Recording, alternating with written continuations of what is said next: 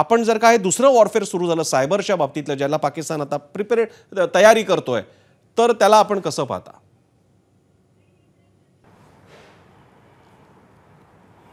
बघा, आपल्याकडे cyber resilience आहे. आपले जितके डिजिटल इन्फ्रास्ट्रक्चर्स आहेत किंवा डिजिटल पब्लिक गुड्स आहेत ते फार रोबस्ट आहेत. पण बघा, पाकिस्तान टार्गेट करणार आपल्याला एक तर डिसइन्फॉर्मेशन ऑपरेशन्सनी, तर आपल्याला जी इन्फॉर्मेशन स्पेस आहे एस्पेशली सोशल मीडिया, याच्यावर लक्ष घालावं लागेल. म्हणजे आर्मी मुवमेंट्सच्या आपल्या लोकांनी पोस्ट करू नये आणि स्पेसिफिकली त्यांच्याकडून जर अटेम्प्ट होत असतील टू ऑब्टेन इन्फॉर्मेशन, तर याला रिपोर्ट करणे आणि याला थांबवणे.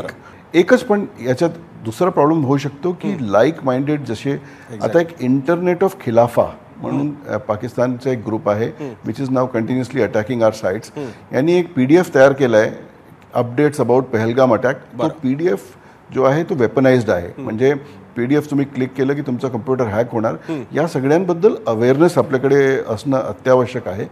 तर मला वाटतं शासनामध्ये सगळीकडे जे सेनेच्या मुवमेंट्सशी संलग्न सगळे यंत्रणा आहेत त्यांना हे सांगण्यात आलेलं आहे की बी व्हेरी रेझिलियंट आणि